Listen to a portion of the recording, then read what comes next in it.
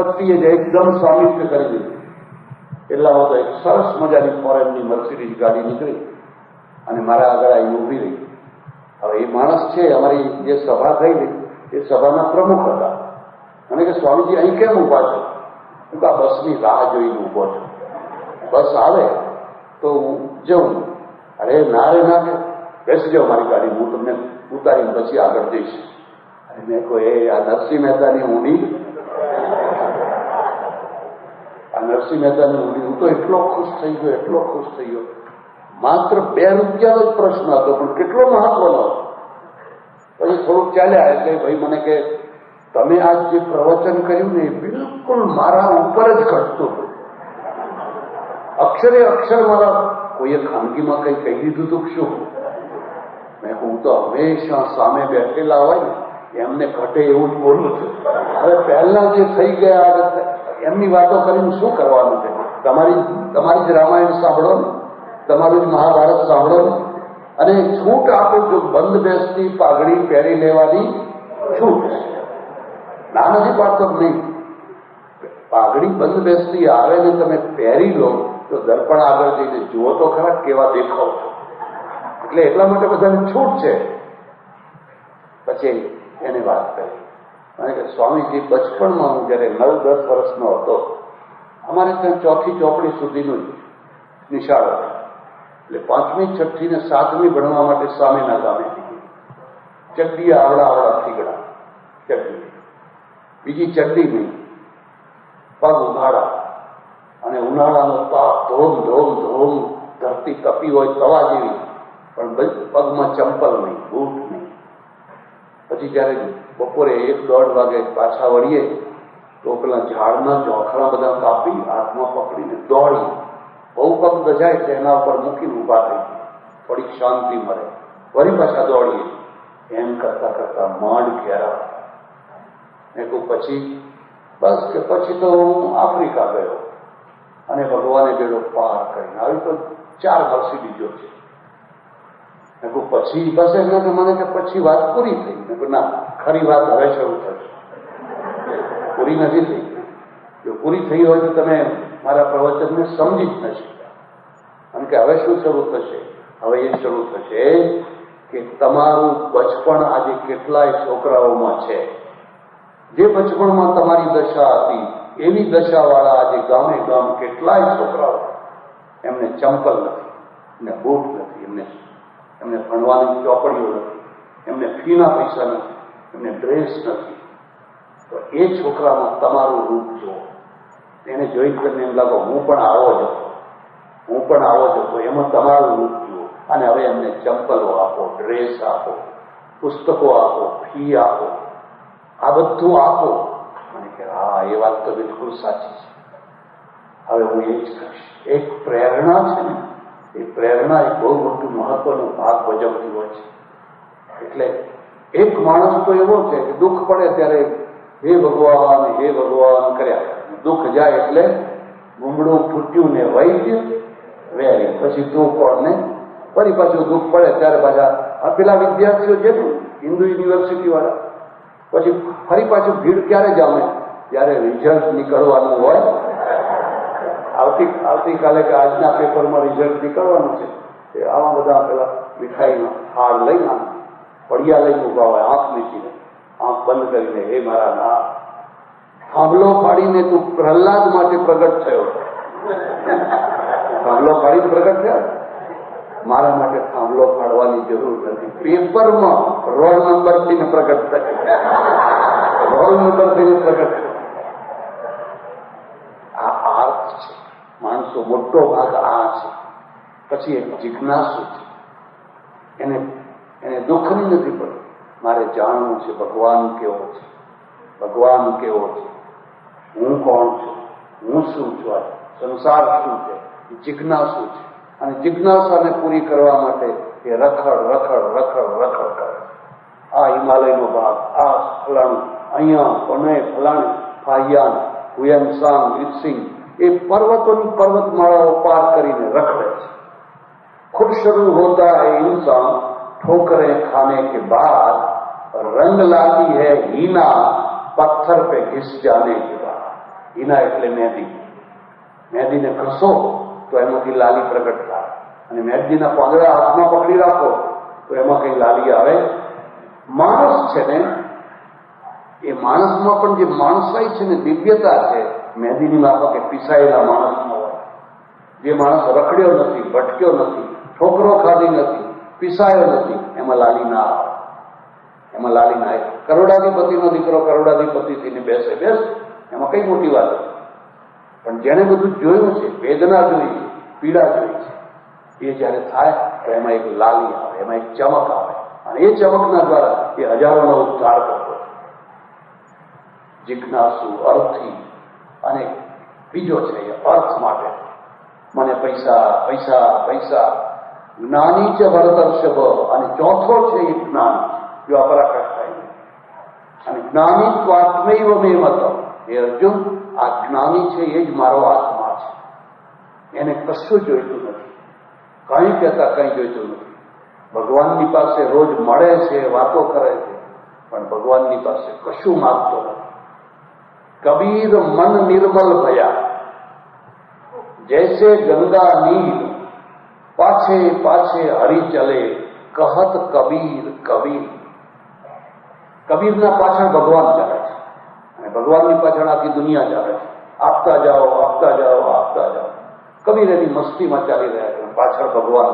પાછે પાછે હરી ચલે, કહત કબીર કબીર. એ કબીર ઉભો રે, ઉભો રે, કંઈક માગ, કંઈક માગ. કબીર મન નિર્મલ થયા, જૈસે ગંગાની. અને કોઈ માગવાની વસ્તુ નથી. ત્યાં શું નથી આવ્યું, તે શું નથી, કોઈ વાર વિચાર કરજો, શાંતિથી વિચાર કરજો. તમે ઉપાડી ના શકો એટલું ભગવાને તમને આપ્યું છે. ક્યાં હતા, ક્યાં પહોંચાડી દીધા. સાયકલનું ઠેકાણું નતું, અને હવે 4 મર્સિડીઝો આમ હાથીની માફક ઝૂલે છે. અને તોય હજુ કહો છો કે હે મારા વાલા, કંઈક સમજો જરા, હવે કંઈક કરો, હવે જરા કંઈક સમજો. એટલે જયારે જુઓ ત્યારે એને ભગવદ્ ગીતામાં એને સકામ ભક્ત કહ્યો છે. ભક્ત ખરો, ઉપાસના કરે, પણ સકામ છે. અને જે સકામ છે ને એ ચંચળ છે, એમાં એક નિષ્ઠા નથી આવતી. કોઈ લલચાવનારો મળે તો અહીં લલચી જાય. આ ભગવાનમાં દમ નથી, હવે આમાં દમ છે, એટલે અત્યારે એમાં જઈએ, પછી આમાં જતો રહે, પછી આમાં જતો રહે. એની ઉત્તર કક્ષા પહોંચાડી દે છે નિષ્કામ. હવે કશું નથી જોઈતું. અને જયારે કશું નથી જોઈતું ને ત્યારે ભગવાન ઢગલા કરે છે, ત્યારે ઢગલા કરે છે. પેલો પાછળ પાછળ ચાલ્યા કરે છે. એટલે આ ઉપાસના છે ને, ઉપાસનાનું એક કેન્દ્ર બનાવ્યું. ભારતમાં ભૂલ ક્યાં થઈ, ગેરસમજ ક્યાં થઈ? આપણે કર્મકાંડમાં અટકી ગયા, કર્મયોગ સુધી ના પહોંચ્યા, માત્ર કર્મકાંડમાં જ અટકી ગયા. ઠીક છે, એક સીમા સુધી બરાબર છે, પણ તમારું મોટું લક્ષ્ય તો કર્મયોગ છે. તસ્માદ યોગી ભવા અર્જુન. માટે તું યોગી એટલે કર્મયોગી થાય, એ ત્યાં ના પહોંચે.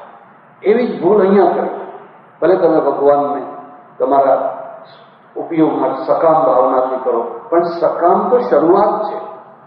એ શરૂઆતની પહોંચાડતા એક સ્થિતિ એવી આવે કે નિષ્કામ. નિષ્કામ એ ચરમ લક્ષ્ય છે, કે ચરમ લક્ષ્ય સુધી ના પહોંચ્યા, અહીંયા સુધી બસ આવું આપો, આટલું આપો, આમ આપો, આમ આપો, અને મંદિરો બદલો, ભગવાન બદલો, ગુરુ બદલો, સંત બદલો, બદલ્યા જ કરો.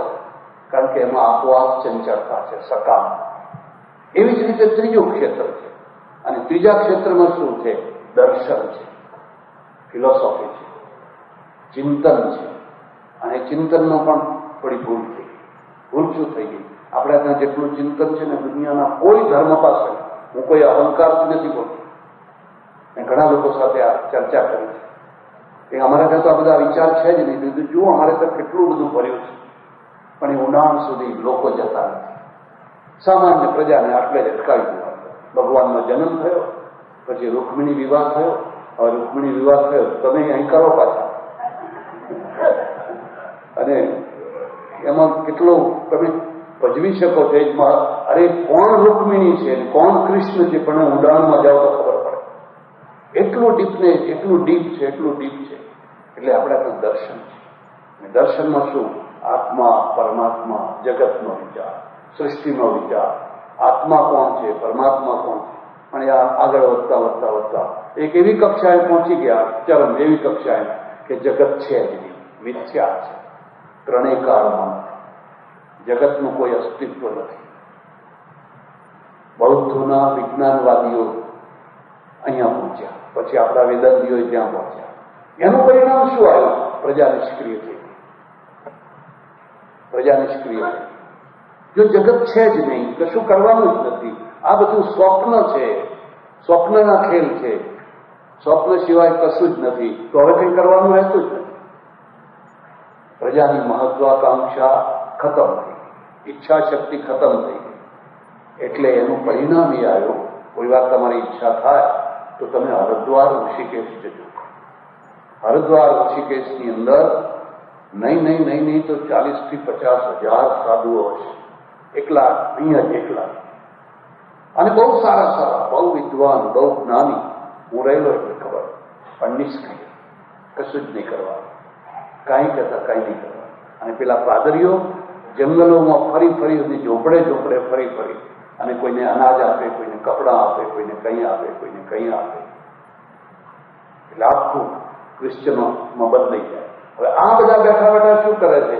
પ્રારબ્ધ ભોગવી લો, એમ કે ગયા જન્મના જે પ્રારબ્ધ બાકી હોય એ બધા ભોગવી. આત્મજ્ઞાન એક વિકૃત કક્ષાએ પહોંચ્યું, જેમાં નિષ્ક્રિયતા આવી ગઈ, જે ગીતાને સ્વીકાર્યું નથી. ગીતા તો કહે છે કર્મકાર. હું વૃંદાવનમાં રહું અને અમે બધા 15-20 સાધુઓ અન્નક્ષેત્રમાં જમવા જઈએ. આશ્રમમાં કોઈ જમવાની વ્યવસ્થા નથી, એટલે જમવા જઈએ. એ ટાઈમ થયો, મેં જોયું તો આશ્રમના ચોકમાં લીમડાની છાયામાં એક ગાય બેઠેલી, અને એને આટલો ઘા વાગેલો, એક વેણ. કાગડો આવીને એને ચાંચ મારે અને એનું માંસ ખેંચે. ગાય વિચલિત થઈ જાય. મને મનમાં બહુ લાગી આવ્યું, કેટલી રખડતી ગાયો, કેટલી ભટકતી ગાયો, કોઈ એનો રણી ધણી નહીં. મેં કહ્યું, હવે આને શું કરવું? આ કાગડો તો આને આખો દિવસ હેરાન કરશે. ફરી મને બુદ્ધિ સૂજી, આટલી માટી પલાળી અને મેં વિચાર્યું કે માટી લગાવી દઉં તો કાગડો ચાંચ ના મારે, એને પાટો બાંધું મોટો. મારું એક કપડું હતું એ ફાડ્યું, પણ હાથ પહોંચાડ્યું. એક બ્રહ્મચારી નીકળ્યા. મેં કહ્યું, બ્રહ્મચારીજી આइए जरा, पट्टी लगानी है. मैंने कि क्या कर रहे हो, इतनी भी बुद्धि नहीं है, सब अपना अपना कर्म भोग रहे हैं, भोग लेने બધા પોતપોતાના કર્મો ભોગવે છે, માટે ભોગવી લેવાનું ના રહે. મને બહુ દુઃખ થયું. જુઓ, પછી મેં તો જેમ તેમ કરીને પાટો બાંધ્યો, એને થોડીક શાંતિ, રાહત રહે. હવે બન્યું એવું કે 4-5 દિવસ 6 દિવસ થયા છે અને પેલા બ્રહ્મચારી બીમાર થયા, તાવ ચડ્યો. 102 ડિગ્રી, 103 ડિગ્રી, 104 ડિગ્રી જેટલો તાવ ચડી ગયો અને બૂમો પાડે, પાણી પીલા દો, પાણી પીલા દો. મર ગયા, દૈયા અને મર ગયા, પાણી પીલા દો. એટલે હું એટલે તો ખાનગીમાં વાત કહું છું, અમે સાધુઓ પરસ્પરમાં બહુ કઠોર હોય એમ, તો તમે દૂરથી છો એટલે ખબર નથી તમને. એટલે હું જઈ અને એમના કારણે ઊભો રહ્યો ને એ અંદર ઊભો પાડે, ક્યાં દેખ રહે હો, જી જા રહા હૈ, પાણી પીલા દો. એમને બહુ શાંતિથી કહ્યું, गए जन्म के फल है, भोग लो. गए जन्म के कर्म है, भोग लो. ये भोगने से छुटकारा होगा. नहीं पानी पिला दो. એ માંદો પડ્યો તો પાણી પીવડાવો, અને ગાય માંદી થઈ તો કે હવના કર્મ બધા ભોગવી લેવા. એટલે દર્શન છે ને એક કક્ષાએ જતા એવી કક્ષાએ પહોંચ્યું કે તમારી પાસે જે પુરુષાર્થ અને જે કર્મઠતા રહેવી જોઈએ ને એ ના, કર્મઠતા શિથિલ થઈ, કાંઈ કરવાનું નથી, બધું મિથ્યા છે, ત્રણેય કાળમાં નથી. આ તો ખાલી દૃશ્ય માત્ર છે. જ્ઞાનીને એમાં જરાય ઉદાહરણ આપે કે સ્વપ્નમાં તમે તમારી દીકરી કે તમારા દીકરાના કોઈની જોડે લગ્ન કર્યા, એ સ્વપ્ન આવે, અને કોઈ એક માણસના જોડે, એની દીકરી જોડે તમારા લગ્ન, છોકરાના લગ્ન કર્યા. હવે જાગીને જાન લઈને જાઓ તો શું થાય? તમે જાગ્યા અને પછી પેલા દીકરાની જાન વાંચતે પેલાના ત્યાં જઈને ઉભા રહો તો પેલો કે હે કેમ? સ્વપ્નમાં આપણે લગ્ન કરે. સ્વપ્ન મિથ્યા છે. એવી જ રીતે આ સંસાર પણ મિથ્યા. અને એના કારણે ભારત છે એની પાસે ઘણી મોટી જ્ઞાન શક્તિ હોવા છતાં, બુદ્ધિ શક્તિ હોવા છતાં, માણસની શક્તિ હોવા છતાં પણ જે થઈ શકે એ કાર્ય કરી શકાયું. કેમ આપણે દુર્બળ બન્યા? શું કારણ છે? ક્રિશ્ચનો કેમ ફાવ્યા? મુસ્લિમો કેમ ફાવ્યા? હજુય કેમ ફાવે છે? આપણે કેમ દુર્બળ ક્યાં પડીએ છીએ? આ જગ્યાએ આપણે દુર્બળ પડીએ. એટલે ઘણા વર્ષો પછી વિવેકાનંદ અમેરિકાથી પાછા ફર્યા અને એમણે સંન્યાસીઓને કહ્યું કે સંન્યાસીઓ, પલાઠી વાળીને ભોંયરામાં બેસવાનું નથી, રૂમ બંધ કરીને પલાઠી વાળીને બેસવાનું નથી. મારા એક ઓળખીતા સંત છે, પહેલા બહુ ભોંયરામાં બેસવા, જ્યારે જુઓ ત્યારે ભોંયરામાં બેઠા હોય, બહાર એમનો માણસ બેઠો હોય, કોઈ પણ આવે તો કે મહારાજ સમાધિમાં છે, મહારાજ સમાધિમાં છે. બરાબર.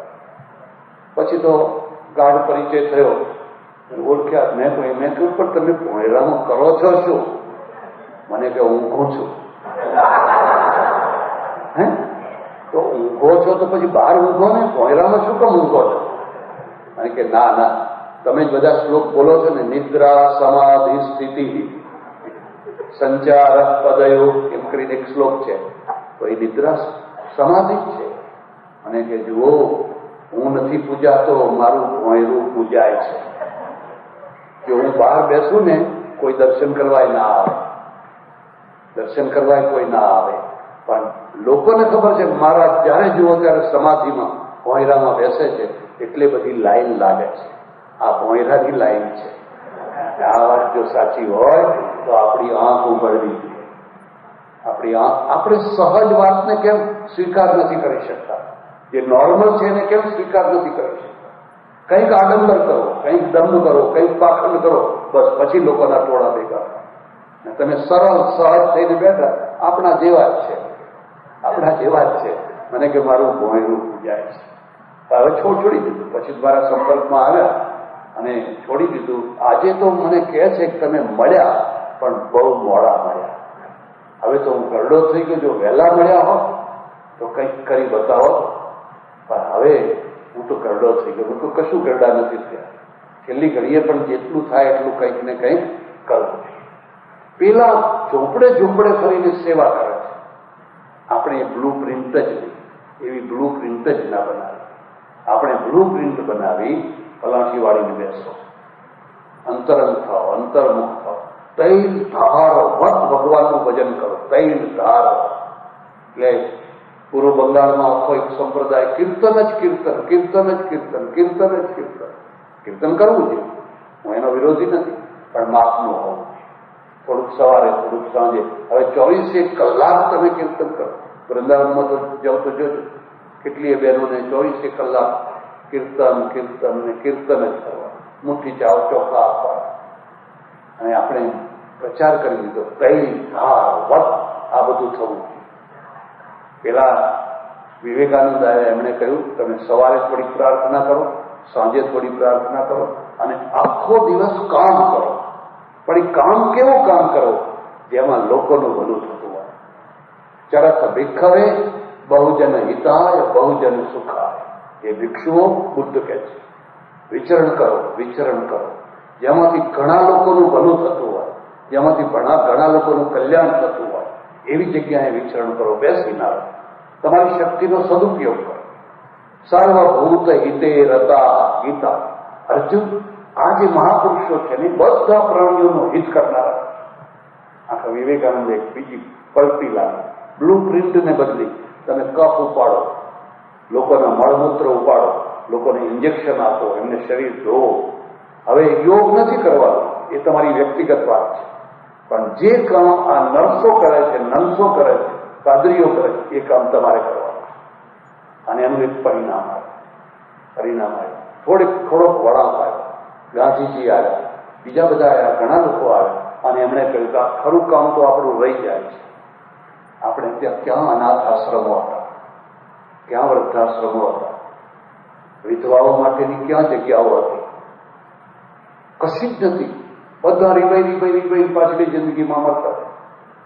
આપણે બધી વાતો કરીએ છીએ, પણ તમે પહેલાનું જુઓ તો કેટલાય વૃદ્ધો બિચારાના છોકરા ખાવા ના આપે, એની વહુ ખાવા ના આપે, બીજાને આપવાય ના દે. એ ના આપે તો ના આપે, પણ પડોશીને આપવા દે અને દુઃખી થઈ થઈને જીવતા. આ જે છેલ્લા 100 વર્ષથી એક પરિવર્તન આવ્યું, અને પરિવર્તનમાં આવ્યું કે ભાઈ માનવ સેવા, માનવ સેવા. તમે મનુષ્યની સેવા કરો, માણસની સેવા કરો. એમાંથી તમે જુઓ કેટલી સંસ્થાઓ ઊભી થઈ, કેટલી બધી સંસ્થાઓ ઊભી થઈ. આજે તો વૃદ્ધાશ્રમોમાં માણસો નથી મળતા, એટલા વૃદ્ધાશ્રમો થઈ ગયા, અને ઘણા સુખી લોકો છે. ઘણા લોકોના પ્રશ્નો ઉકેલાયા. એવા અનાથ આશ્રમો થયા, એવા વનિતા આશ્રમો મહિલાઓ માટેના થયા. આ આખી સેવા પ્રવૃત્તિ છે. સેવા પ્રવૃત્તિ આપણે ત્યાં હતી, પણ કેવી હતી? ઠાકોરજીની સેવા. ઠાકોરજીની સેવા. જે કરવાનું એ બધું ઠાકોરજી માટે કરવાનું. કેટલીક બહેનો તમે જોજો, સવારથી સાંજ સુધી કાં તો ફૂલ ગુંથતી હોય, કાં તો આ કરતી હોય, કાં તો આ કરતી હોય, પણ બધું ઠાકોરજી માટે. ઠાકોરજી માટે કરે એ કંઈ ખોટું નથી. એક ડોશી છે, એ ડોશીમાએ મને કહ્યું, મને કે કેટલી વાર મેં કે કર્યું, ત્યારે આ વખતે મારો છોકરો માન્યો, મારે 2 પંખા ઠાકોરજી માટે જોઈએ છે. આપણે બધા પંખામાં સૂઈ જઈએ, ગરમી લાગે તો ઠાકોરજીને ગરમી લાગે કે ના લાગે? આપણે ભગવાનને આપણા જેવો બનાવી દીધો. આપણા આખી દુનિયામાં એક આપણો જ ભગવાન છે જે ઊંઘે છે, જેની શહેરની આરતી થાય, બાકી કોઈ ભગવાનની ચાલે આરતી થતી. મહાદેવ ના ઊંઘે હો. મહાદેવ ઓમ નમઃ શિવાય, ઓમ નમઃ શિવાય. રાતના 12 વાગે જાઓ તો દાદા જાગતા જ, આ તો ઊંઘે છે. હવે માણસ જેવો જ એને બનાવી દીધો, બધું જ માણસ જેવું. મને કે એમને ગરમી લાગે કે ના લાગે? તો કીધું લાગે. તો કે મેં છોકરાને કહ્યું ત્યારે માંડ 2 પંખા તૈયાર થયો છે. હું તો એક કામ કરજો, 2 પંખા તમારા ભગવાન માટે અને 2 પંખા મારા ભગવાન માટે. છોકરાને કહેજો તો 4 પંખા. તો કે કહીશ, જરૂર આપશે. તો પણ મને કે તમારા ભગવાન, અરે આશ્રમમાં ત્યારે મંદિરની પાસે, તમારા ભગવાન ક્યાં છે? મેં કહ્યું હોસ્પિટલમાં એ પેલો દાઝેલો જે વોર્ડ છે ને, એ દાઝેલા વોર્ડમાં સૂતા છે અને ચીસો પાડે છે, બળી રહ્યો છું, બળી રહ્યો છું, બળી રહ્યો છું. એ મારા ભગવાન છે. આ હ્યુમેનિટી છે, આ માનવતા છે કે તમે જે પેલી તરફ જે વળ્યું છે એ બધાને આ તરફ વાળ્યું. એ ધીરે ધીરે મૂળમાં તો એટલા માટે જ કર્યું છે, બધું આ તરફ વાળ્યું. આફ્રિકા જવાનું છે અને મહાદેવના મંદિરમાં જ પ્રવચનો ચાલે, અને ત્યારે નવી નવી ગાયો આવેલી કેન્યા, 40 લીટર દૂધ વાળી. એટલું બધું દૂધ, એટલું બધું દૂધ. અને આપણા ભારતીયો પાસે પૈસા સારા એવા, દૂધ ખરીદે, મહાદેવના ઉપર દૂધ ચડાવે. આપણે તો આખી પૂજા પદ્ધતિ જે રીતની છે, ટીપું ચડાવે, થોડુંક ચડાવે તો બરાબર, પણ કોઈ વાર તો 5 લીટર, 10 લીટર, 15 લીટર, 20 લીટર. સોમવતી અમાવાસ્યા હોય તો 40 લીટર બસ ચડાવો ચડાવો. અને પ્રદક્ષિણા કરતા મેં જોયું હતું, પેલો જ્યાં બધું એ ભેગું થાય, કીડા ખદબદ ખદબદ ખદબદ થઈ રહ્યા છે, ગંધ આવી રહી છે. મારું હૃદય કકડી ઉઠ્યું. મને થયું મારે આ જ બાબત ઉપર પ્રવચન કરવું જોઈએ અને આ જ વાત કહેવી.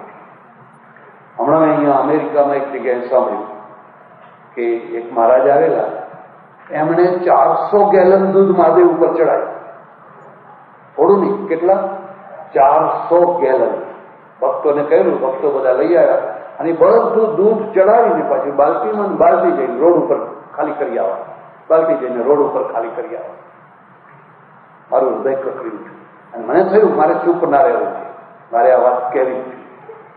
અને પછી આખું કલાક 1.5 કલાક એના ઉપર મેં કહ્યું મારે દૂધ બંધ નથી કરાવવા, તમે 2 મણ 5 મણ ચડાવો, મારે રોકવું નથી, મારે એમાં પરિવર્તન કરવું છે. 2-4 ટીપા મૂકી અને એ દૂધને કઢો, એમાં ઇલાયચી નાખો, કેસર નાખો, બદામ નાખો અને ખૂબ સારું દૂધ બનાવો અને અનાથ આશ્રમના બાળકોને મોકલો.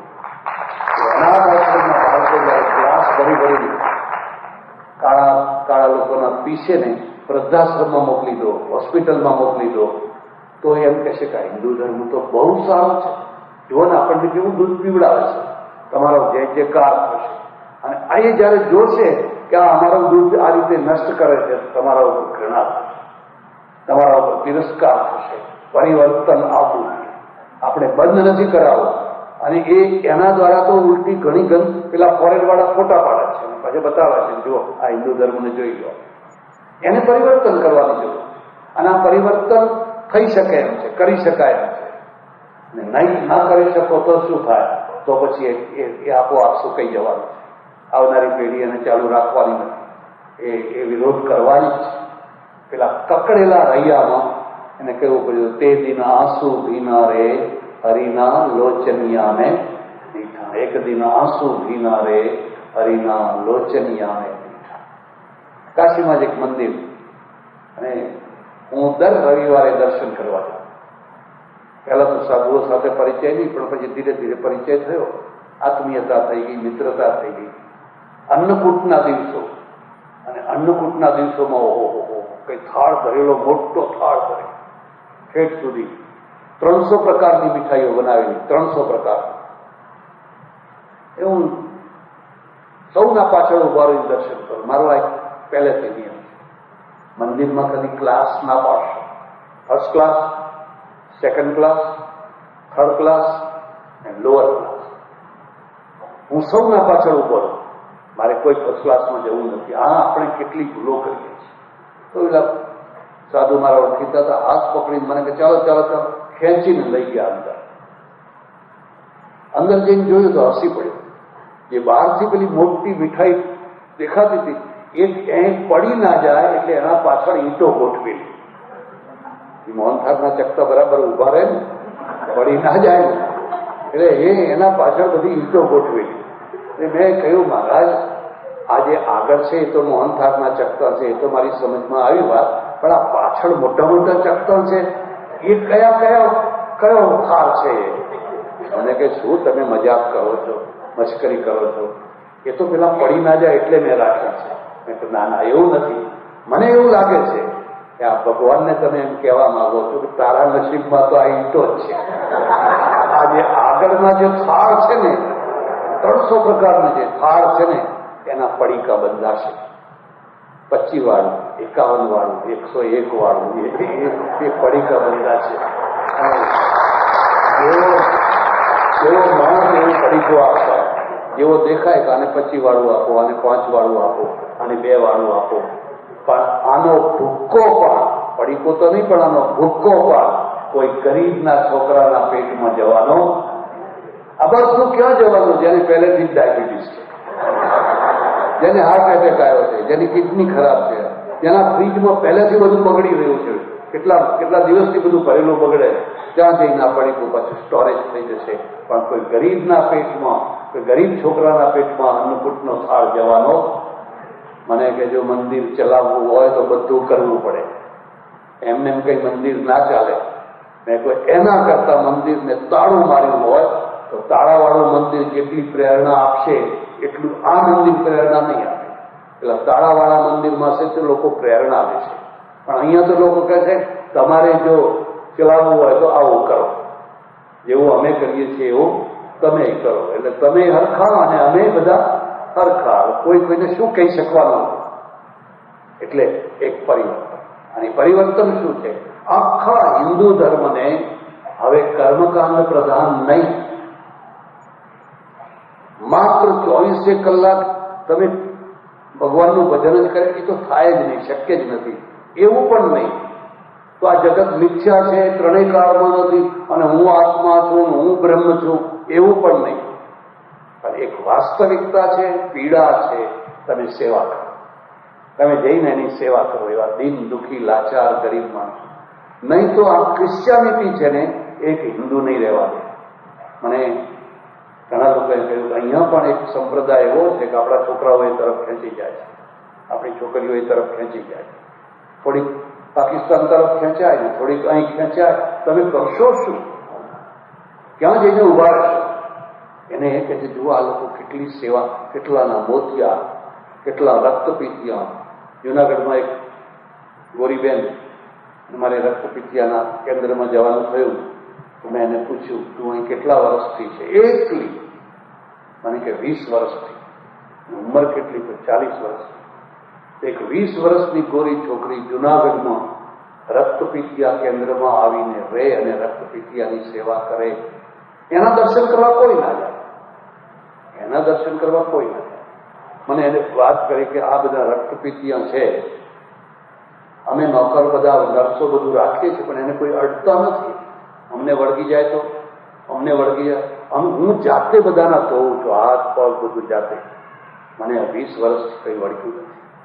20 વર્ષથી એને કોઈ કંપની નથી, એને કોઈ પતિ નથી, કોઈ બીજો એનો કોઈ સાથ નથી, એકલી પડી છે. કેટલી મોટી તપસ્યા હશે, કેટલો મોટો ત્યાગ હશે. આપણે એવો ત્યાગ, એવી તપસ્યા આપણે નથી કરી શકતા. હા, આપણે ટીકા કરી શકીએ, આપણે મોટા 56 ભોગ કરી શકીએ, મોટા મોટા 56 ભોગ કરી શકીએ અને પડીકા બાંધી શકીએ છીએ. અને પડીકાને વહેંચી નથી શકતા, વેચીએ છીએ. વહેંચવું અલગ છે અને વેચવું અલગ છે. કારણ કે આખું આપણું મગજ છે કોમર્શિયલ થઈ ગયું છે, કોમર્શિયલ થઈ ગયું છે. અને એટલે કહ્યું કે ભાઈ આ ધર્મના જે 4 સેક્શન છે એમાં જે છેલ્લું જે સેવા છે એ સેવા નામના સેક્શનને જો તમે વધારે વિકસાવો તો ભવિષ્ય તમારું છે. તમારા માણસો તમારી સાથે રહેશે.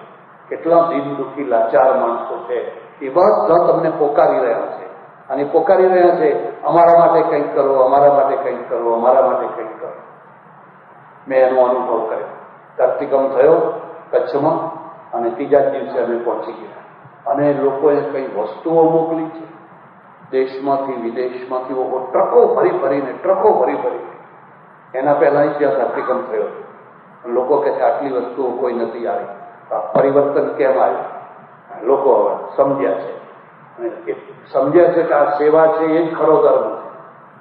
માત્ર શુષ્ક કર્મકાંડો કે શુષ્ક બધી એમાં એ ઠીક છે, એના માપમાં બરાબર છે, પણ તમે એમાં જ રચ્યા પચ્યા રહો તો એ ધર્મનું કોઈ ભવિષ્ય નથી. ધર્મનું ભવિષ્ય છે કે તમે લોકો માટે કેટલું કરી શકો છો.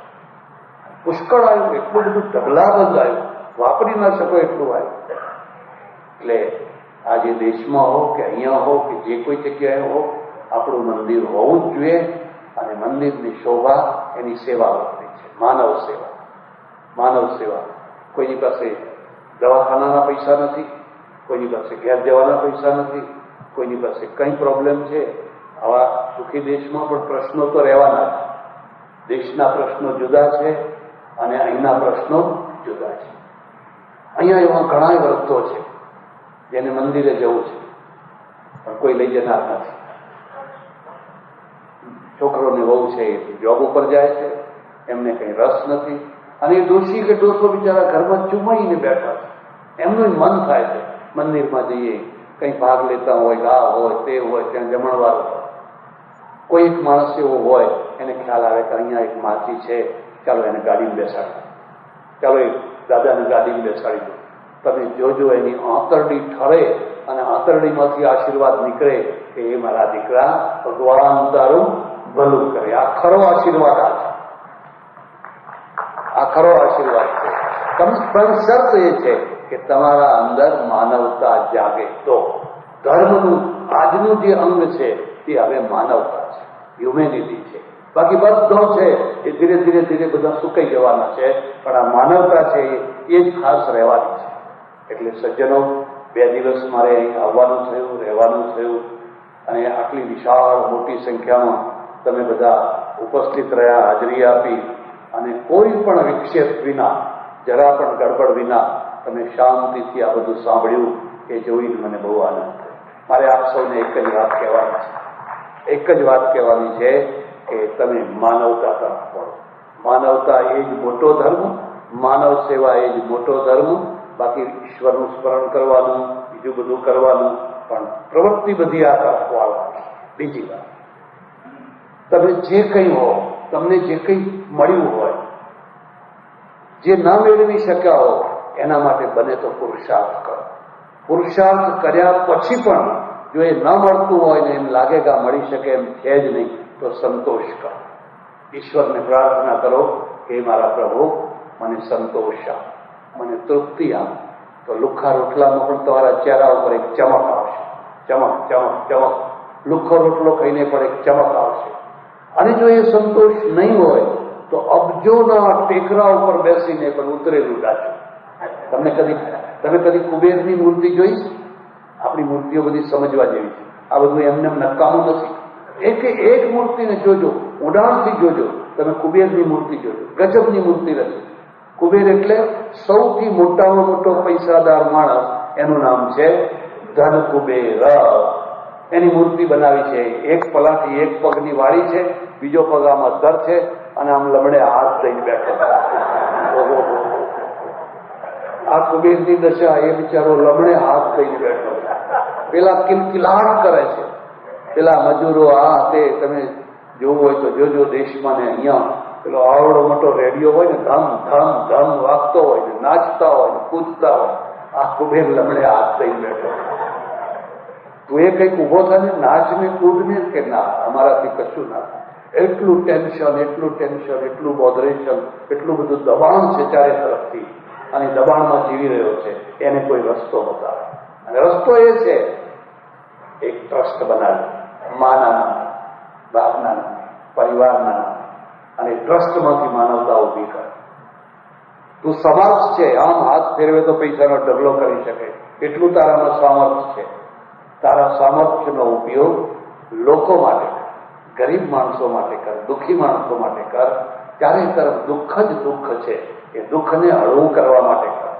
અને આ પણ એક તમને છેલ્લી વાત કહી દઉં કે જેમ સંસારના બધા સુખો છે, મોહનથાળ ખાવાનું સુખ છે, સારા બૂટ પહેરવાનું સુખ છે, સારી ગાડી લાવવાનું સુખ છે, બધા ઘણા સુખ છે, પણ સૌથી મોટામાં મોટું સુખ છે કોઈ દુઃખીને સુખી કરવા અને સુખી થયેલાનો ચહેરો જોવો. એના જેવું કોઈ મોટો એક સુખ. કેટલા માણસોના ચહેરાને તમે હસતા કર્યા, રોતા હતા, કકડતા હતા, ચીસો પાડતા હતા, બૂમો પાડતા હતા, એના ચહેરા હસતા થઈ ગયા, ફૂલ જેવા થઈ ગયા. કારણ તમે થોડો પુરુષાર્થ કર્યો, તમે થોડી પ્રવૃત્તિ કરી, એટલે આ તરફ આખું જીવન મળે. તમને કોઈને ખ્યાલ હોય કે ના હોય, એની વિશે એક બહુ મોટી સન્નારી થઈ. ભારતની આઝાદીમાં એનું પણ નામ છે. અને એ પાદરીની પત્ની ઇંગ્લેન્ડમાં, પણ નાસ્તિક થઈ ગઈ. નાસ્તિક, આસ્તિકતાના અંદર નાસ્તિકતા બહુ દુઃખદાયી. આખા કુટુંબમાં 4 માણસો હોય ને, ચારેય નાસ્તિક હોય ને, તો લીલા લહેર કરે તો વાંધો ના આવે. 4 દારૂડિયા હોય તોય લીલા લહેર. પણ એમાં એક માણસ એવું હોય કે અડતું ના હોય, અને પેલા 3 પીતા હોય તો મહા ઉપાધિ. એ નથી આમાં ભળી શકતી કે નથી આમાં ભળી શકતા. મારી એક એવી ઓળખીતી બહેન હતી, આ તો કહું તમને, એને પરણાવી સેટ જ ના થાય, કારણ કે એને પીવા જોઈએ. હવે પેલો બિચારો ભગત માણસ, એ તો કોઈ વસ્તુને અડે નહીં. હવે આ ભગતના સાથે આ ભક્તાણીને મેળવી દીધી. એના ઈષ્ટદેવ જુદા, બેના ભગવાન જુદા, સેટ જ ના થાય. આ એ દુઃખી, પેલા દુઃખી, છેવટે છૂટા થયા. પછી પેલી બહેન છે ને, એના જેવા જ બીજા હાથે પરણીને બે, પછી આમાં પેલો પ્યાલી પીવે તો આ 2 પીવે, પેલી 3 પીવે, લીલા લે. સરખા હોય ને તો કોઈ મોટો પ્રોબ્લેમ ના. હવે આખું ઘર નાસ્તિક હોય ને, એમાં એક આસ્તિક હોય, કે બધા આસ્તિક હોય ને એમાં એક નાસ્તિક હોય, બહુ ત્રાસ થાય, બહુ ત્રાસ થાય. અને બહુ મોટામાં મોટો ત્રાસ છે ને એ વૈચારિક મતભેદોનો છે. કોના માટે છે? જે ચિંતક વર્ગ છે એના માટે વૈચારિક મતભેદ છે. ઘણા સહિષ્ણુ હોય, ભાઈ તમે તમારી રીતે, હું મારી રીતે, જેમ કરો એમ. બધા કંઈ સહિષ્ણુ ના હોય. એટલે પાદરી અત્યંત ચુસ્ત આસ્તિક અને અનાસ્તિક. આ બાઈ નાસ્તિક હોય, ઉલટું. સ્ત્રીઓ આસ્તિક હોય, પુરુષો નાસ્તિક હોય. પણ અહીંયા ઉલટું થઈ ગયું. છેવટે છૂટા થયા. ના, મેળ ના પડે, છૂટા થયા. પણ આ બાઈ છે ને, કોઈ જગ્યાએ સેટ ના થઈ શકે, એકલી રહે. તમારે જવું હોય તો જોજો. કેટલાક લોકો છે ને, એ શરીર ભંગ હોય, એમનું શરીર અકસ્માત, પગ કપાઈ ગયો, હાથ કપાઈ ગયો, કંઈ થયું, શરીર ભંગ થયું. કેટલાક લોકો છે ઘર ભંગ હોય, એમનું ઘર ભાંગી ગયું. ઘરભંગનો અર્થ સમજ્યા તમે? પુરુષ ને પત્નીનો બહુ મેળ હતો, એક ગુજરી ગયો, પત્ની ગુજરી, પતિ ગુજરી, ઘર ભંગ. એટલે લોકો કે એનું ઘર ભાંગ્યું. માણસ છે ઘર ભાંગ્યું નથી, પણ ખરું ઘર એ હતું. જે મરી ગયું એ ખરું ઘર હતું, એટલે ઘર ભાંગ્યું. એમ કેટલાક લોકો છે ને એ લગ્ન ભંગ હોય, લગ્ન થયા હોય, ધૂમધામથી થયા હોય. ના, હું તમને ખાસ ખાનગીમાં વાત કહું છું. કદી પણ તમારી દીકરીને કે દીકરાને ઓવર થઈને અતિશય દેખાવ કરીને પરણાવશો. બહારનો ખર્ચો બસ ફટાકડા ફટાકડા ફાટ ફાટ ફાટ ફાટ કાન ફોડી નાખે એવા, આજ સુધી કોઈએ ના કર્યું હોય એવું કરી બતાવવું. કદી આવું ના કરશો. 100માં 99 આવા છોકરા કે છોકરીઓ 6 જ મહિનામાં રોતા કરતા પાછા આવે. તેવા ફટાકડા ફોડો. હવે જેટલા ફટાકડા ફોડવા હોય એટલા ફોડો. બસ માપમાં જીવન છે. જેને માપમાં રહેતા આવડે એની મુઠ્ઠીમાં જીવન છે, અને જે માપ બહાર થઈ જાય એની મુઠ્ઠીમાંથી જીવન છટકી જાય. કદી પણ આવું ન થાય. એટલે આ ભાઈ એકલી, તમે જોજો ઘણા આવી ઘણી સ્ત્રીઓ એકલી, અહીંથી ફેંકાઈ ગઈ, અહીંથી ફેંકાઈ ગઈ, અહીંથી ફેંકાઈ ગઈ, અહીંથી ફેંકાઈ ગઈ. કોઈ જગ્યાએ હવે એને બેસવાની જગ્યા જ નથી, પગ મૂકવાની જગ્યા જ નથી. હવે ઘણી સ્ત્રીઓ હોય, પુરુષો પણ હોય, પણ પુરુષોને ઓછું નડે, સ્ત્રીઓને વધારે નડે. એકલી ગઈ, ગુમસુમ ગુમસુમ ગુમસુમ ગુમસુમ. એક બીજો મુદ્દો યાદ રાખજો. આસ્તિકતાને જે ઈશ્વરનું અવલંબન છે ને એ બહુ જબરજસ્ત અવલંબન છે. નાસ્તિકની પાસે એવું અવલંબન નથી. નાસ્તિકો છે એ વેદનાને દુઃખને એટલું નહીં સહન કરી શકે. આપણા કેમ વિધવાઓ તમે જોયું, આજે તો વાત બદલાઈ ગઈ. 8 વર્ષની વિધવા થઈ હોય, 18 વર્ષની વિધવા, એ લાલ રંગનું શેનું પહેરે, માથું મૂંઢાવે અને 80 વર્ષ ખેંચી કાઢે. 80 વર્ષ સુધી જીવન જીવે, એના ઉપર કોઈ આંગળી ના ઉપાડી શકે. કયા જોડે? ઈશ્વરના. મારા ઠાકોરજી, મારા ભગવાન, મારા ભગવાન. એને ગમ્યું એ ખરું, એને જે ગમ્યું એ ખરું. બહુ મોટો આધાર, બહુ મોટું અવલંબન છે. નાસ્તિક પાસે કોઈ અવલંબન જ નથી, કોઈ આધાર જ નથી, અને એને દુઃખો ખેંચવા બહુ કઠિન. એટલે આ જ્યારે જુઓ ત્યારે ગુમસુમ ગુમસુમ ગુમસુમ ગુમસુમ રૂમમાં પુરાયા કરે. અને રૂમમાં પુરાવો એટલે મગજ વધારે બગડે.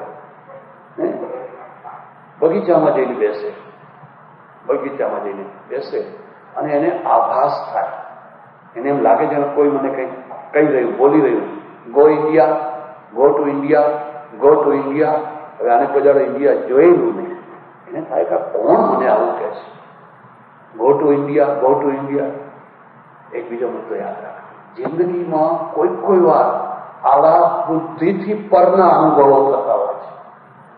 બુદ્ધિથી પરના, જેને આપણે બુદ્ધિના દ્વારા એનું કોઈ સમાધાન ના કરી શકીએ, પણ આવા થતા હોય છે. અને એવા અનુભવો માણસને ચુસ્ત, વધારે આસ્તિક બનાવતા હોય છે. જો તમે થોડાકે જપ કરો છો, થોડીક પ્રાર્થના કરો છો, અને તમારા જીવનમાં સહજ રીતે કંઈક ઉપાસના છે, નાના મોટા અનુભવો થવાના ને થવાના. Go to India, go to India. એને થયું કે કોણ મને આવું કહે છે, કોણ મને પ્રેરણા આપે છે. પછી એણે નક્કી કર્યું, ચાલો તારે ઇન્ડિયા જવું છે.